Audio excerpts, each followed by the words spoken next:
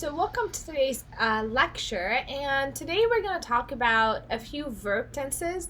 This is more of a review than anything else. You guys know this stuff, it's nothing new. So I'm going to go through them, but I'm going to go through them relatively quickly, just almost as a reminder. So there are some things on here on this page that you'll see and you'll see me talk about, and some things are just there for just kind of guide. If you want extra information, it's there. You could always ask questions, remember that. Yeah.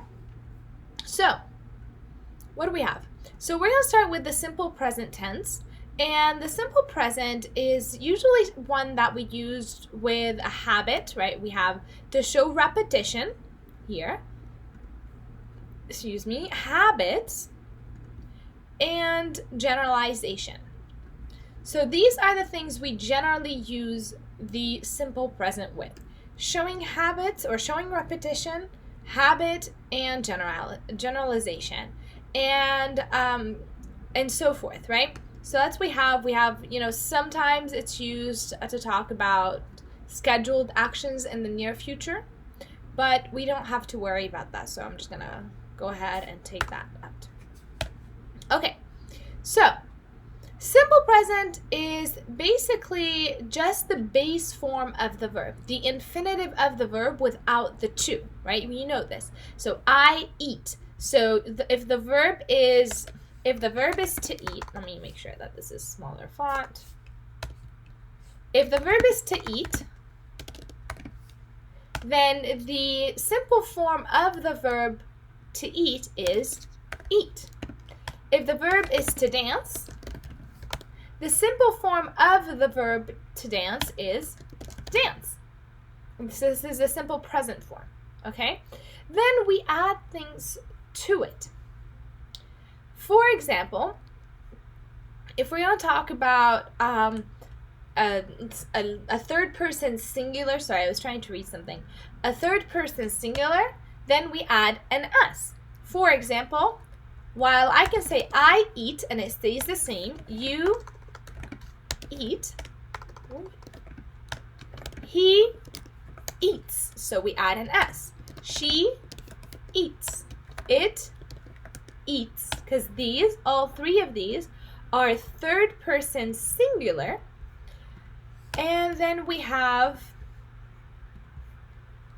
we eat and they eat. So notice here that the only one that's different is third person singular, and this is again in simple present. So like we said, simple present is just the base form of the verbs, and questions are made with do, and negative forms are made with do not. For example, we have a statement that says you speak English. The question would be, do you speak English? And the negative would be, you do not speak English. So what we have here is that we have the do and the not added before the verb, and this is in simple present, right? If we're asking the question, then we have the do plus the subject, then we have the actual or the main verb. Okay? So what do we have? Do you speak English? We take the you speak English is the statement. We take the you and we put do in front of it. Do you speak English? Versus saying you do not speak English, where the subject remains the first thing. If we're asking a question with do, then do comes at the beginning. Okay? So in the third person singular, like we said, we add an s or sometimes an es depending on the verb. For example, he speaks English. Does he speak English? And then the negative, he does not speak English, or he doesn't, they mean the same thing, speak English.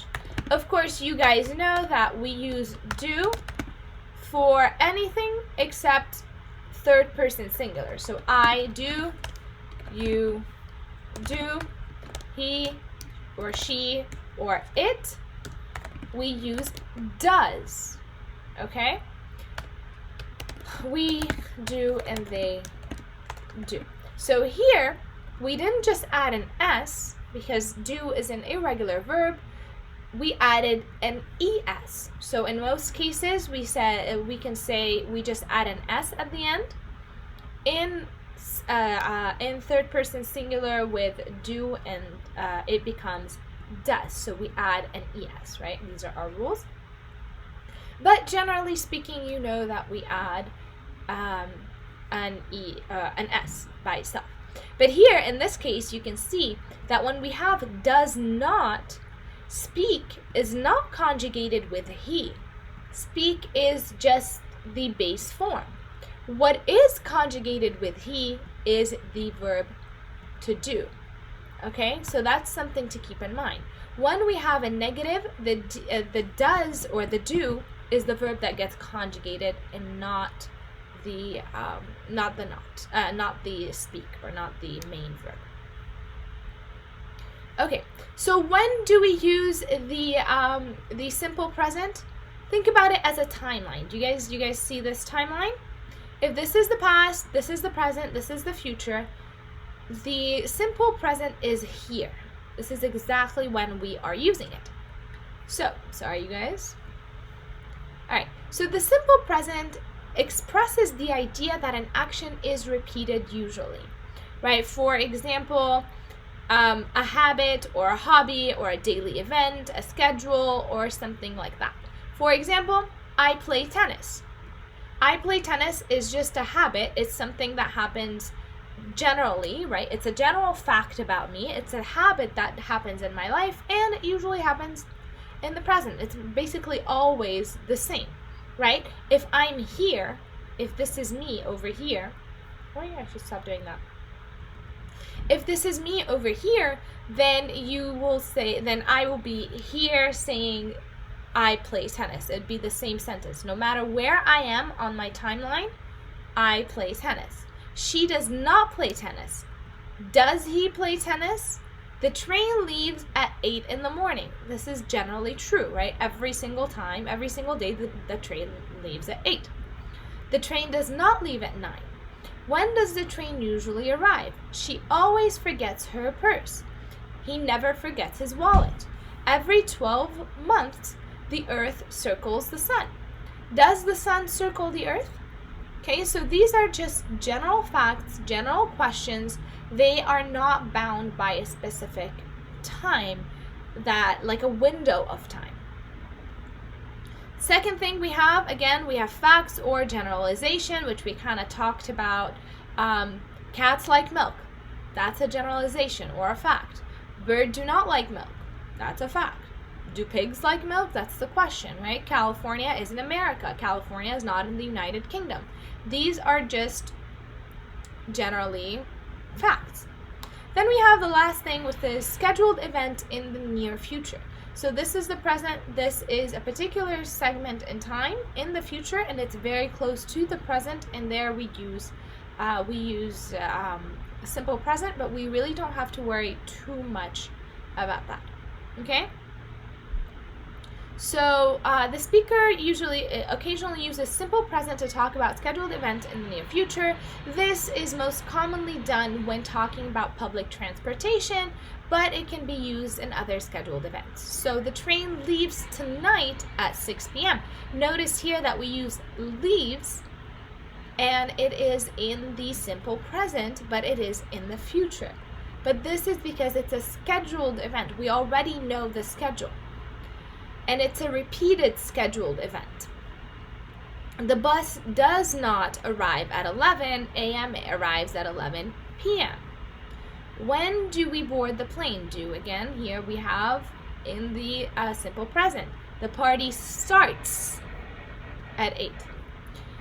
When does the class begin tomorrow? Okay, so these are scheduled events in the near future. Okay. So we don't use, we gotta show you we don't need this. So simple past. So that was the review for simple present. It's simple, you guys know it. This is now the review for simple past. And simple past, also called past simple, past indefinitive, and the so it is a verb tense, which is used to allow or to show something that was completed or an action that took place at a specific time in the past. So it was an exact time where this thing or this event took place. The simple past is also frequently used to talk about past habits and generalization. So basically the same thing as simple present, but in the past. And instead of adding s or es at the end of the verb, we add ed with regular verbs. Of course, there are irregular verbs, but we don't have to worry about those now. So the simple past is formed, like we said, by using verb plus ed, and then there are the irregular verbs. You called Debbie. Did you call Debbie? You did not call Debbie. Okay, so notice again, here we see called is conjugated, did is conjugated, call is not. Call is in the infinitive form, and did here is again conjugated, call is not. Same reasons that we gave for the simple present. Okay, so the simple past, here it is, this is our scale, this is where the simple past would be. So use the simple past to express the idea that an action started and finished at a specific time in the past. Sometimes the speaker may not accurately mention the time, so they don't have to say the time, but they do have one specific time in mind. So what do we say? I saw a movie yesterday. This happened at a specific time. We don't know what time, but we know that it happened yesterday, so a specific time. I didn't see a play yesterday. Last year I traveled to Japan. Last year I didn't travel to Korea. Did you have dinner last night? She washed her car. She didn't wash his car. So then we can use simple past with a series of completed actions, right? We have number 1, number 2, number 3. Okay, so we use the simple past to list a series of actions. These actions happen 1, 2, 3, 4, and so forth. I finished work, I walked on the beach, and found a nice place to swim. What do we have? I finished work, I walked on the beach, and found a nice place to swim. All of these things happened in order. He arrived from the airport at 8, checked into the hotel at 9, and met the others at 10. Did you add flour, pour in the milk, and then add the eggs? This is obviously we're making some kind of a cake or some kind of bread and so forth. And the simple past can be used with a duration in which starts and stops in the past. A duration is a long period of time, so like for example from here to here, and it often indicates by an expression such as for 2 years, for 5 minutes, all day, all year. So it's like a window of time. Right? Between this time to this time, I did something. I lived in Brazil for 2 years. So the duration of time is 2 years. Shauna studied Japanese for 5 years. Again, the duration of time is 5 years. They sat at the beach all day. They did not stay at the party the entire time. We talked on the phone for 30 minutes. How long did you wait for them? We waited for 1 hour. And it's also used, the simple past is also used in habits in the past. And habits are things we do regularly. So, the simple past can also be used to describe a habit which stopped and in the past. It can have the same meaning as used to. Like, I used to go to the movies. I used to play taekwondo. Alright? So, it could have the same meaning as used to. And to make it clear, we're talking about habits, we often use expressions like always, often, usually, never. So when I was a child, when I was younger, I studied French when I was a child. This is my expression, when I was a child. This tells me that it's a habit I did anytime when I was a child is study French. He played the violin. Notice here we don't have an expression, but we know that he played it. This was something he used to do. It was a habit. He didn't play it once, he played the violin repeatedly. He didn't play the piano. Did you play a musical instrument when you were a kid? She worked at the movie theater after school. She never went to school, they never went to school, they always skipped class. And lastly, the simple past can be used to describe a past fact or generalization which are no longer true. So this is kind of like used to again. She was shy as a child, but now she's very outgoing. So that was a fact that was true before. He didn't like tomatoes before, but we assume that now he does. So something changed. Did you live in Texas when you were a kid? People paid much more to make cell phone calls in the past. Okay, so we're just going to skip these. All right, so now on to simple future. And again, there are some things I'm skipping because either they're irrelevant to what we're talking about or they're not important to our review. Okay, so you don't really need to worry about them. They're just extra information. Here we have some tips that you can go through. You have the adverb placement, where should you place an adverb, and so forth, that you can look at your own time if you would like to, or if you have any questions, you can ask me. So now we have simple future, and the simple future has two forms in English: will and be going to. So here we have will, let's highlight that, and be going to. Okay, so although the two forms can sometimes be used interchangeably, so like one or the other, I will go to the movie, or I might be going or will be going to the movies, the different meaning might seem too abstract at first, but with time and practice, the difference will become clear. So both will and be going to refer to a specific time in the future. So again, this is where we are. This is our little graph, and this is simple future. It's a specific time in the future. We have will plus the verb. Okay, you will help him later. Will you help him later? You will not help him later.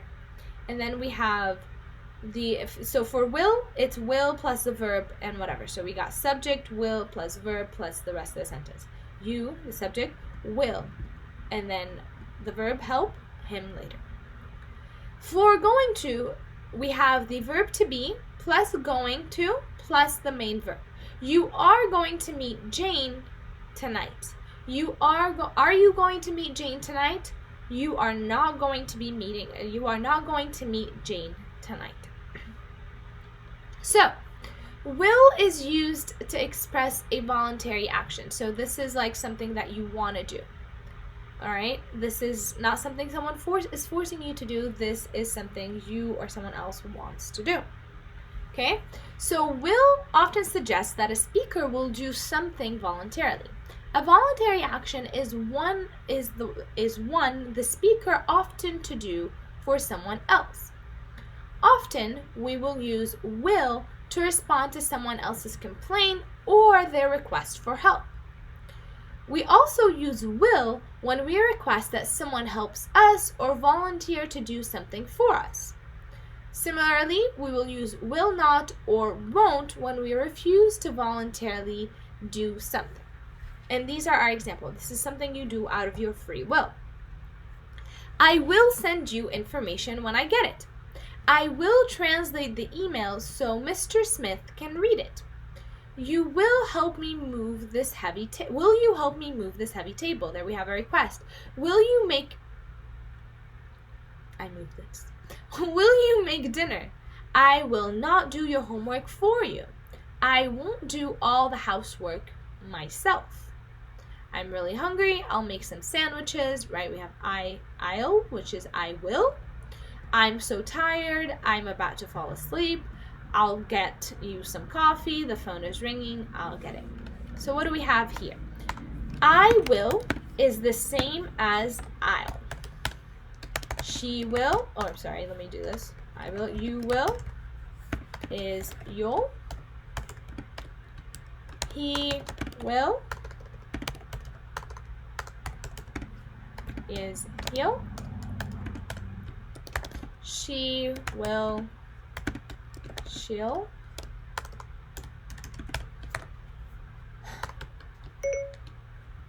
It will, it'll be okay, for example. We will is will, and they will is they'll. Okay? Will is also used to express a promise. So something you want to tell someone that you will do. Oh, there's something going on with my computer. Okay. Let me make sure that that's gone. I have another screen behind this, and I can't see because my laptop is right here, and if I close this. Anyways, moving on. Will is used for a promise. I will call you when I arrive. That's a promise. If I'm elected President of the United States, I will make sure that everyone has access to inexpensive healthcare insurance or health insurance. I promise I will not tell him about the surprise party. Don't worry, I'll be careful. I won't tell anyone your secret. And again, here we have I won't is I will not, right? I will not tell anyone your secret. This is the same thing. And be going to expresses a plan. So while will expresses a promise or expresses a voluntary action, be going to expresses a plan. So it expresses an idea that a person intends to do something in the future. It doesn't matter if the plan is realistic or not. He's going to spend his vacation in Hawaii. She's not going to spend her vacation in Hawaii. When are we going to meet each other tonight? We are going to meet at 6 p.m. I'm going to be an anchor when I grow up. So we don't know if this is going to happen or not. We just know that it's kind of like a hope, or this person is planning on doing this particular thing. Michelle is going to begin medical school next year. They are going to drive all the way to Alaska. Who are they going to invite to a party? Who is going to make John's birthday cake? Sue is going to make John's birthday cake. Okay? Then we have will or be going to express a prediction, like something in the future that's going to happen and you assume it's going to happen. So that would be a prediction, and it's like a guess about the future. All right? So for example, the year 22 will be an interesting year. Make that 2020. 2020 would be an interesting year. The year 22 is going to be a very interesting year. John Smith will be the next president. John Smith is going to be the next president. So here we have will is used, it's fine, and is going to is also fine. The movie Zenith will win several Academy Awards. The movie Zenith is going to win several Academy Awards, and we see here it is interchangeable. Now here's some things. In the simple future, it's not always clear which use the speaker has in mind.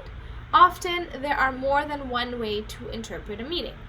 So no future in time clause. Like all future forms, a simple future cannot be used in time clause beginning with the time expressions such as when, while, before, by the time, as soon as, if, unless, and so forth. So instead, the simple present is used. So we have, when will you arrive tonight? We will go out for, when you will arrive tonight, we will go out to dinner. So this is not correct, okay? So we can't say when you will arrive tonight because we have will over here. But we can say when you arrive tonight, we will go to dinner. I think the video froze again, so I'm just gonna extend this so you guys can't see me anymore. Hopefully we'll come back to it and we'll see what happened. These are also extra information that we have. Now we have the present continuous, which is also called present progressive, and it is a verb tense which is used to show something that's ongoing. like an ongoing action that is happening right now, either at the moment of speech or now in a larger scale. So this is, you guys have seen it, this is where we use the verb to be plus the present tense plus the base of the form, the base of the verb, and ing ending.